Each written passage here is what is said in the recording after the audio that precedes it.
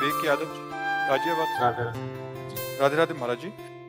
महाराज जी, परीक्षा में कुछ असफलताओं के बाद मन व्यथित रहता है। एक तरफ लगता है कि मैं कहीं अपने साथियों से पीछे छूटता जा रहा हूँ, दूसरी तरफ लगता है अगर सफल नहीं हुआ तो मेरा क्या होगा। महाराज जी, ऐसे में महाराज जी मेरा मार्गदर्शन करिए। हाँ बिल्कुल, ये नई अवस्था में ये सोच तो होती है। अगर बच्चा हम एकाग्रता पूर्वक अपने पाठ को, तो हमें लगता है कि फेल कैसे हम हो गए। आपके ग्रंथ इतने बड़े बड़े नहीं, हमारे ग्रंथ इतने मोटे मोटे हैं।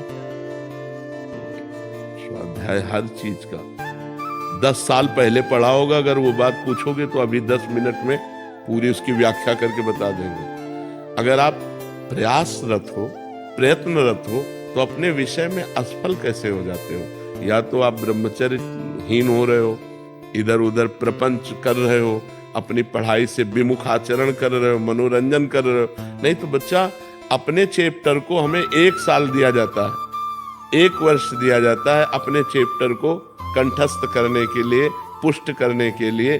कितनी पढ़ाई होगी। बिल्कुल, मतलब जिस विषय में लगो उस विषय में एकदम। तो हम कह रहे हैं तुम्हारा जो चैप्टर है हम उसे कंठस्थ कर सकते हैं। तो हम इतने कमजोर क्यों हैं कि हम फेल हो जाते हैं। अगर ये हो कि भाई टीचर कोई पक्षपात करता है तो बात अलग है, नहीं तो हम फेल क्यों हो जाते हैं। कहीं ना कहीं हम गलत हैं। हम अपनी गलती को सुधारें। और असफलता मिलना सफलता का एक प्रतीक है कि हमें और जोश आना चाहिए। आप जीवन में कभी असफल नहीं होंगे। रात दिन पढ़ाई करो, ब्रह्मचर्य से रहो, भगवान का नाम जप करो, माता पिता की आराधना करो। कौन सी उन्नति जो तुम्हारे चरणन चूम ले, कौन सी उन्नति जो चरणन चूम ले। इसलिए हमें तो लगता है कि हम अपने धर्म ग्रंथों को ऐसे याद किए हैं जैसे काका गागा नहीं याद किया जाता, ऐसे याद। उठते बैठते चलते फिरते जो पद है, पूरी 84 जी, पूरा सुधा निधि जी, पूरी सेवकवाणी, पूरी स्फुटवाणी। जिस विषय में लगे तो अपने विषय में लगे, जिस विषय में लगे तो एकदम लगे। तो आप फेल कैसे हो गए। अपने विषय का ज्ञान आपको क्यों नहीं है। ऐसा तो कोई चैप्टर प्रश्न दिया नहीं जाता जो क्लास का ना हो। मान लो आप 12वीं में हैं तो 12वीं के क्लास के अंतर्गत ही आपको दिया जाएगा। ऐसा नहीं है कि आपको आगे का दिया जाए। आप जितनी क्लास में पहुंचते जाएंगे योग्यता, उतना ही आपको प्रश्न दिया जाएगा। तो हमको अपने चैप्टर को घुस करके घुन की तरह लगना चाहिए। जैसे गेहूं में घुन लग जाता है ना, पूरा खोखला कर देता है, ऐसे में अपने चैप्टर में लग करके पूरे चैप्टर को अपने माइंड पे बैठा लेना चाहिए। हमारा माइंड बहुत विस्तार से है, अनंत जन्मों के संस्कार भरे हुए हैं। छोटी सी चिप में मन की अनंत जन्मों के, तो ये सब पूरा आपको भर लेना चाहिए। कहीं ना कहीं आप प्रमाद कर रहे हैं, कहीं ना कहीं आप त्रुटि कर रहे हैं, उसको संभालिए। नहीं तो ये निराशा ऐसी बढ़ जाएगी कि जीना मुश्किल हो जाएगा।